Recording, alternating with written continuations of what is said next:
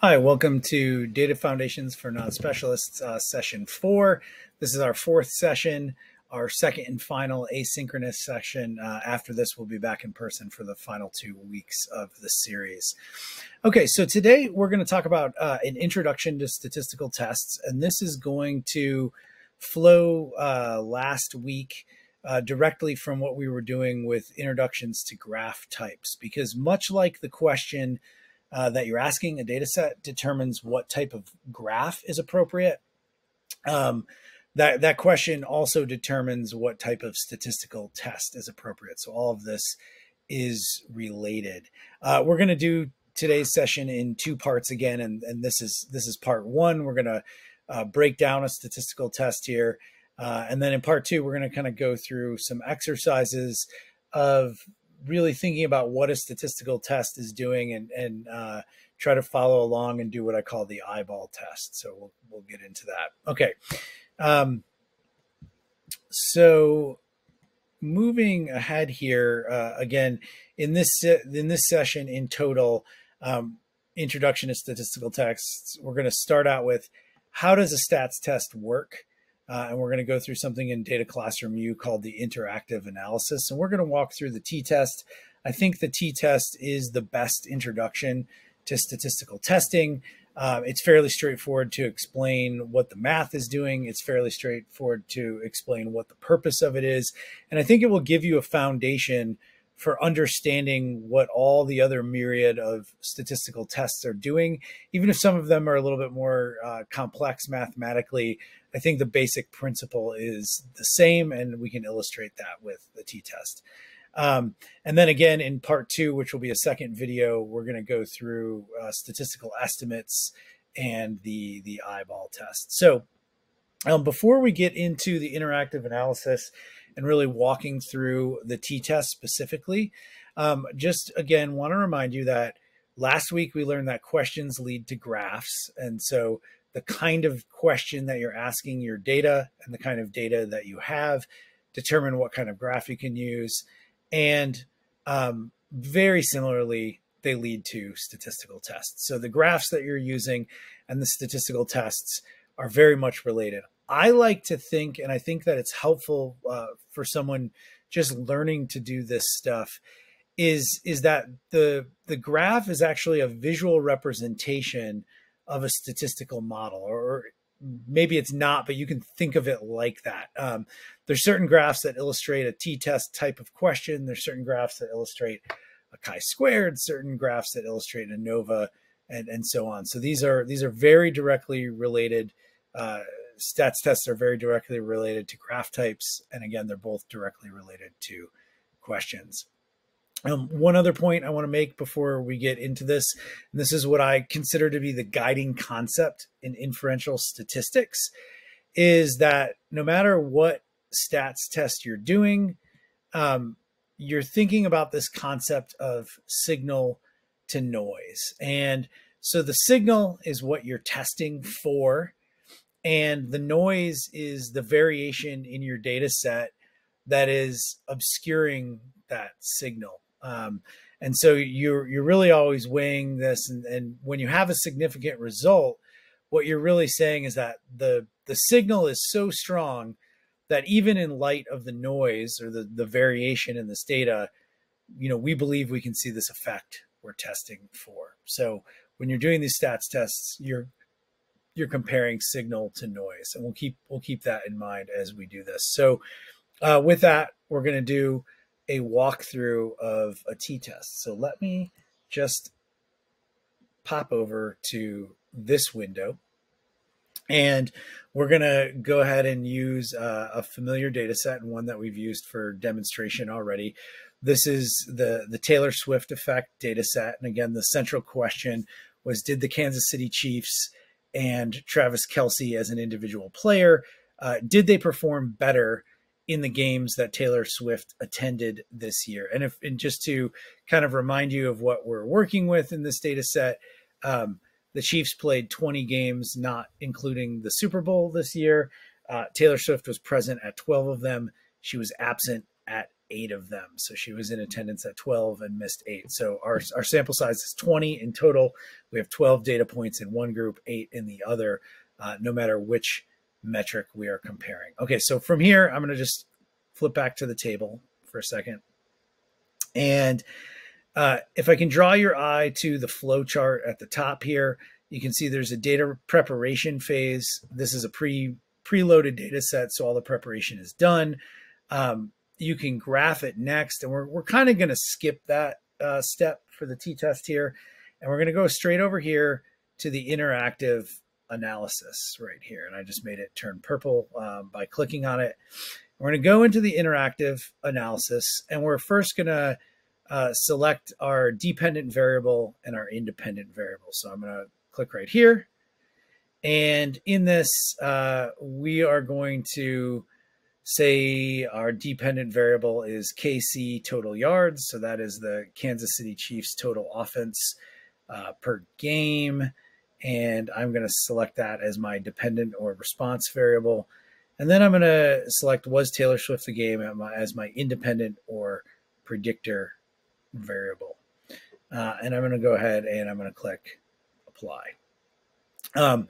You can see here, this is a checklist to make sure that we have a good fit for a t-test. Without going into too much detail here, I'm just going to say you can see the check marks on steps 1 through 9. So we are all set for this.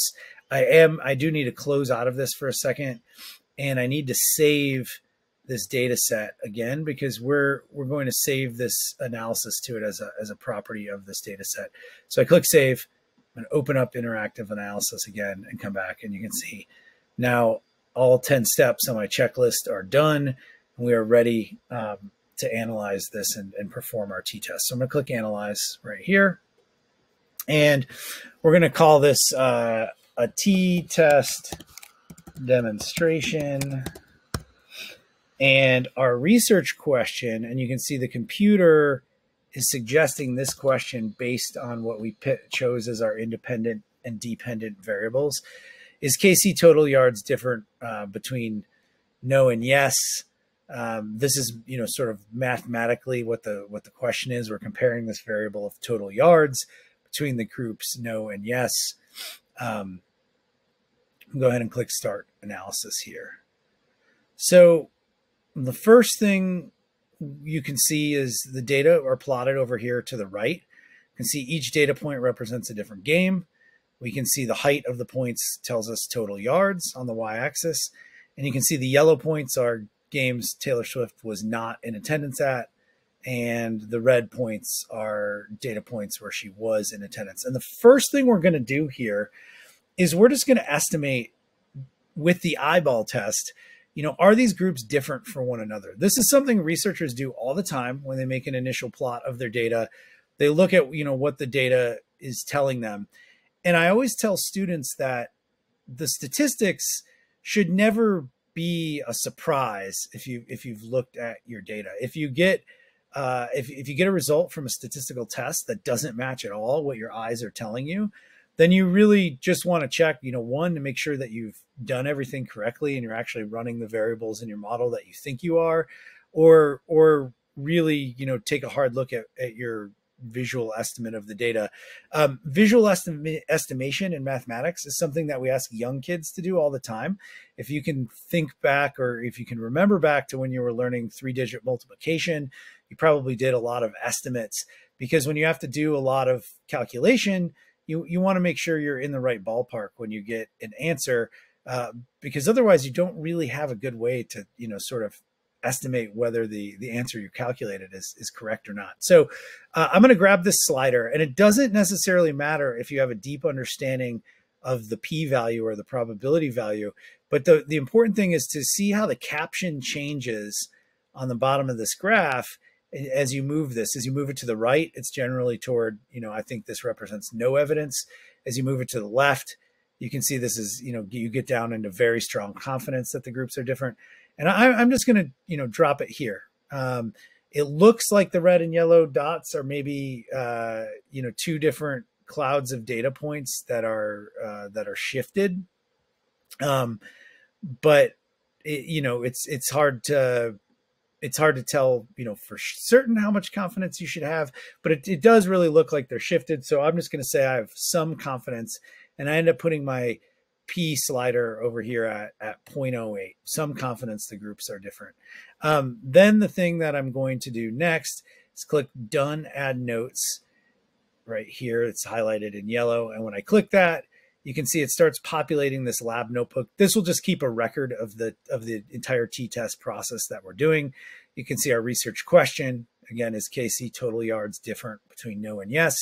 You can see our choice of statistical test. We chose a t-test. And this is analyzing whether there is a significant effect of a categorical independent variable, which is was Taylor Swift at the game, on a numeric dependent variable, which is KC total yards. And our visual impression at first, we estimated P to be 0.08, meaning some confidence the groups are different. Now, the next two steps we're going to do are also estimations. So if I click next thing we're going to do is estimate where the mean is with our eyes. So I'm going to first grab the yellow bar right here. You can see I'm grabbing it. And I'm going to put it where I think the average value is. I don't know, maybe somewhere about there. Same with red. I'm going to grab red and say, okay, maybe the average red is, somewhere here. And then I'm going to click done, add notes right there. And you can see my estimated means, 324 for the no games, 395 for the yes games. And now I can go up here and I'm going to calculate the means. So when I click this orange button, it's going to tell me what the calculated means are, and those get moved. You can see the calculated means are 319 and 376 yards of offense for the yeses.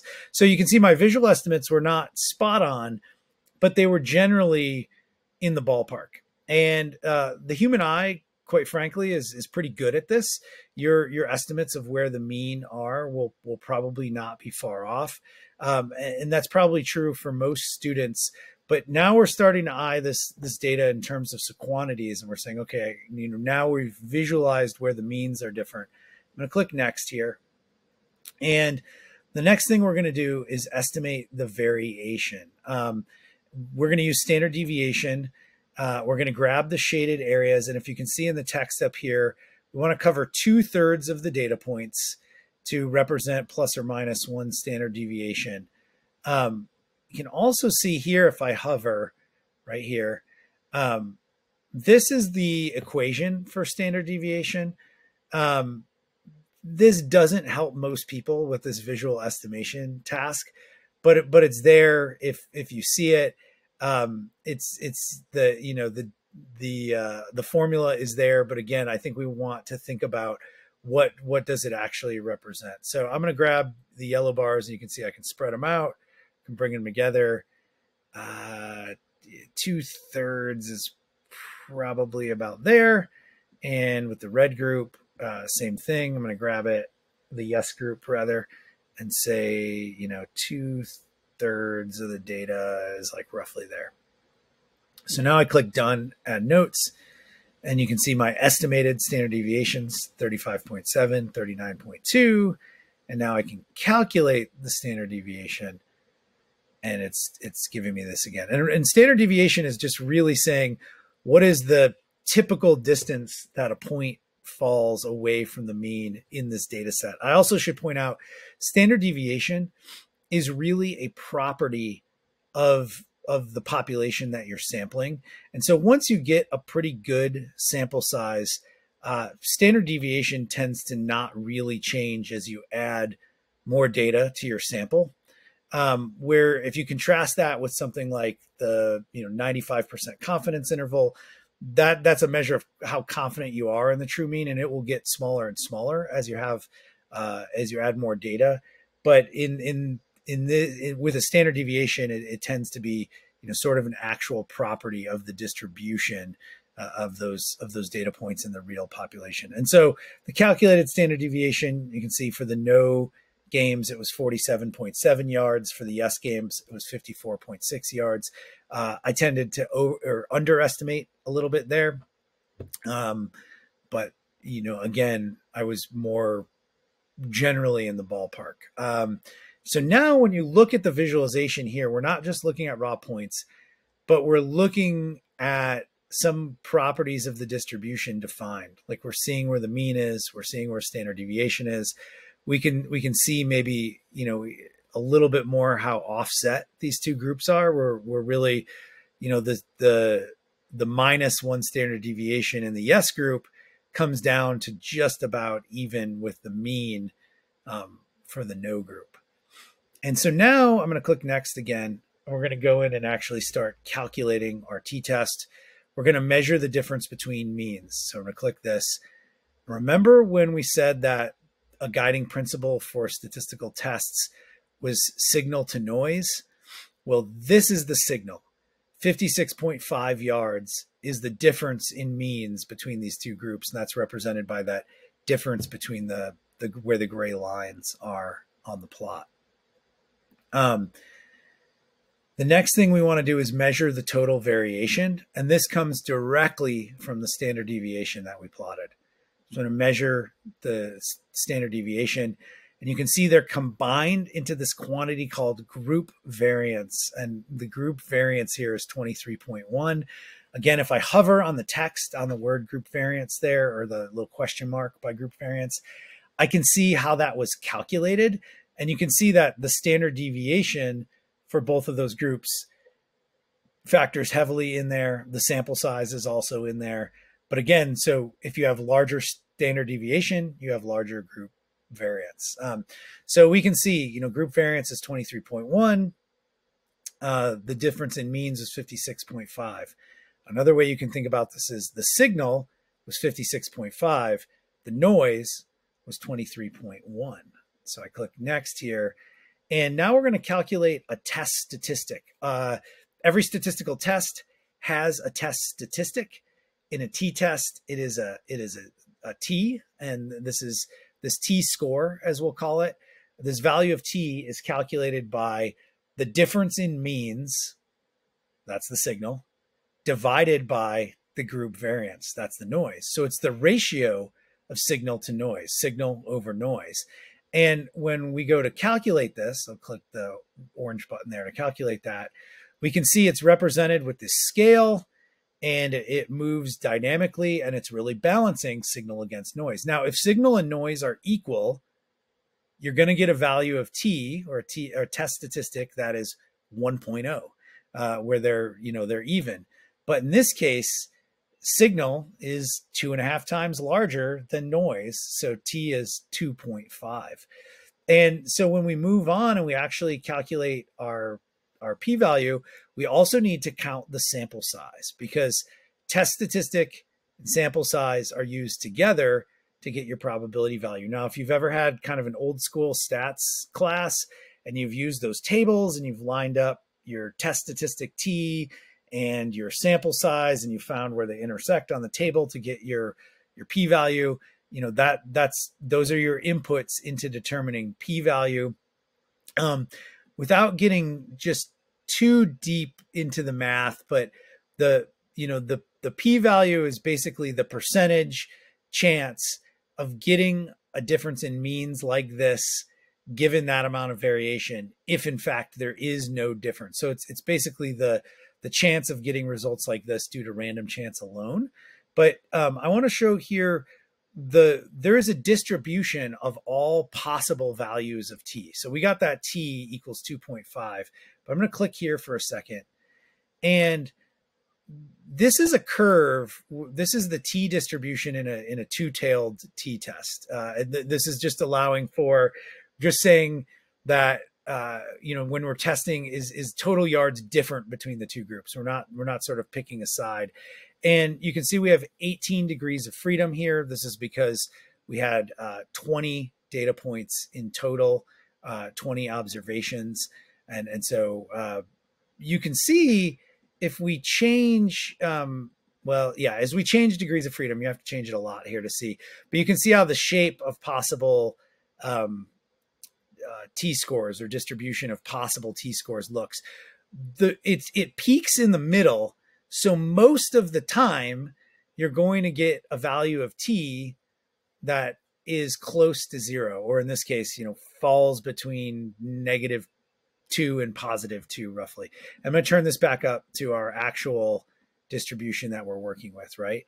And you can see that we got a t of 2.5. So I'm going to slide this out here. And the probability of getting a value of t that is 2.5 or larger is just this 0.022 here. And so the chances of getting that are it's pretty unlikely just to get that due to random chance. And I don't want to get again too much into this, but I just wanted to illustrate this so you have an idea of where these numbers are coming from and what this test statistic of 2.5 means. And again, at random, we would expect most values of t to be relatively small. We would expect them, to fall in this, where like in this blue area under the curve, close to zero, where the curve is highest. So let's go back to our test here for a second. And let's go ahead and calculate our p-value.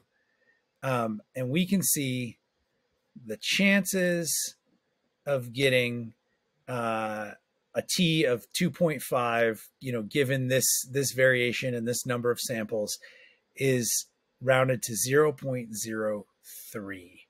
So this is about a 3% chance of getting results like this, if in fact there is no difference between the groups, or getting a result like this just due to random chance alone. So we would look at a 0.03 and say, yeah, there's some statistically significant evidence that these groups are different from one another. Now, again, thinking about this question, can we say that Taylor Swift affected the Chiefs' performance? Well, that might be a bit of a stretch, but we can say they performed better at the game she was present than they did at the games where she was not present. And we have relatively strong evidence of that. We'd need a better experimental design to actually prove that it was causative. If you want to keep this analysis, you did, as you go on the next button, see you'll get a little help in interpreting that value of p. You can also enter in a conclusion here. So we might say something like, the KC offense performed significantly better at the Taylor games. And we could write much more on that, but I'm just going to add that in a conclusion. Maybe add a visual on there. Maybe we'll look at the medians or something. But again, I can now add that to my notebook. And right here, you can download this as a document if you want to save that for your own reference, but you certainly don't have to. So the point of this was to kind of walk you through the process of a statistical test. And again, emphasize this concept of statistical tests are a way of mathematically comparing signal to noise and telling you, what the chances are of getting a result like that due to random chance. And so with that, I'm going to go ahead and wrap up this session wrap up this part 1 of this session. And then I'll see you in another video for part 2, where we actually look at a bunch of different types of questions and think about them from this perspective of estimating a statistical difference or a statistical effect. And so we'll take a look there. So I'll see you in the next video.